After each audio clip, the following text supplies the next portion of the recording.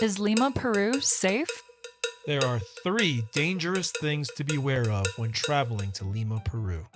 But it's not crime, pickpockets, or violence. In fact, on our trip, one person was killed as a result. We'll tell you about these 3 dangers. We know because we experienced them personally. But overall, we felt Lima was one of the safest big cities we've been to so far. We walked around several neighborhoods day and night. We saw single girls walking alone at night, as well as families enjoying the parks well after dark. There are about 10 million people in the Lima metro area. I'd say it felt safer than places like New York City, Miami, Las Vegas, Nashville, Mexico City, Medellin, Paris, Brussels, Frankfurt, and Milan. And we felt just fine in all of those cities. We'll share safety tips that apply to any big city, and we'll warn you of the 3 dangerous things to prepare for in Lima. We were not prepared for 2 of the 3, so you can learn from our experience. We're Scott and Maddie with Touchdown Money Travel. We slow travel the world while making money online. Safe neighborhoods. 1. Miraflores.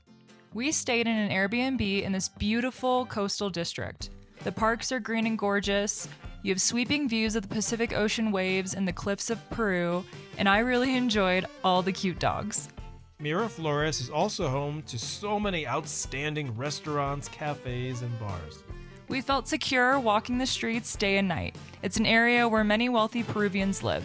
You'll also find lots of tourists. No city I've been to so far has parks this clean and safe at night.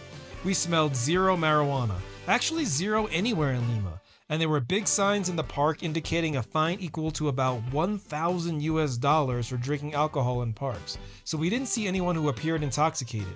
For us, it's really not about people being drunk or high, it's about those folks not ruining a pleasant experience for others or for children by yelling or being physically aggressive. We saw none of that anywhere in Lima. 2. San Isidro. Here you'll find high-class restaurants, chain restaurants, international hotel brands like Hyatt and Novotel, fun parks, and more. Whenever I hear San Isidro, I think of Isildur. What? A door for seals? It's from Lord of the Rings. Well, Rings of Power, but you get the idea. Anyways. 3. Historic Center.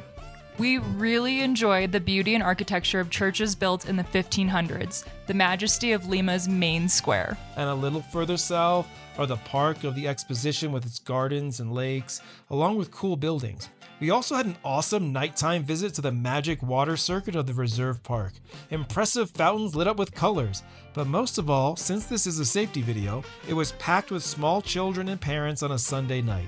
Lima is truly a family-friendly city. This historic center is literally guarded by police everywhere. We don't know how necessary that is, but the police looked calm and no one seemed intimidated by them, but maybe reassured that criminals wouldn't ruin anyone's experience. We're not sure if it's the police presence or the proud culture, but everywhere we explored in Lima was super clean. Aside from a little doggy do in some places, there was nearly no trash or litter in the streets. We even saw workers in vehicles that polished the sidewalks. I expected to have to be a bit more on guard in the historic center because it can get very busy with tourists, and that typically attracts a bad element who preys on them. But no, the area around the Lima Cathedral and Main Square is so safe that we saw currency traders standing on the sidewalk with huge wads of bills in their hands, counting their money out in the open. I couldn't even imagine that happening in a major US city. Other neighborhoods that are known to be safe that we didn't have a chance to explore yet include Barranco and La Molina. All these neighborhoods we've listed are huge. They're more like districts, so you have plenty of options for where to stay and where to play. Okay, coming up, we'll reveal the 3 dangerous things about Lima. But first, Airbnb and hotel safety. We felt very safe in our Airbnb in Miraflores. First of all, the area had no outwardly crazy people roaming the streets or homeless people sleeping on the sidewalk. And our Airbnb had a 24/7 doorman and security. To go up the elevator, you need your key card, and it only allows you to go to your floor. all guests had to be registered and they took a copy of our passports to verify our identity. In a moment, we'll give you tips for staying safe in any big city, including Lima. But first, as promised, 3 dangerous aspects of Lima. earthquake! Holy crap! We were sleeping in bed, content as can be under the heavy and warm blanket. So cozy. When the bed starts shaking. A lot. In fact, the entire building was shaking. My first thought was that our building got hit by a missile. We're under attack! But no, it was a 6.1 magnitude earthquake. I've actually been in an earthquake before in Missouri, but it wasn't anything as severe as this one. Apparently, Lima is well prepared for earthquakes. But sadly, one person did die in this earthquake when part of a building that was under construction fell on him. 5 other people were injured. There can also be tsunamis, so if you're walking near the coast or on the beach when an earthquake happens, that can be dangerous. So yeah, this is a legitimate danger. We very much want to return to Lima because we had such an amazing time, so this won't keep us away. The second danger is the bus. No joke. Not being on the bus, being hit by one. It's odd because we found people in Lima to be so friendly and kind, yet some of the motorists seem like they'll run you over trying to cross the street. At the very least, there's lots of angry honking all the time. The bus drivers in particular seem to give no Fs. Not one flying falcon. One bus driver actually sped up as we tried to cross the street. It's hard because some intersections don't have lights, so you're kind of on your own to cross the street. Most streets do have proper walk signs, and they're actually really good telling you how many seconds you have to walk or how many seconds to wait. But even still, buses will honk mega loud in your ear and drive aggressively, as do the taxis. The third danger in Lima is the water. Do not drink tap water. It's not safe and you will likely get sick. Buy bottled water instead.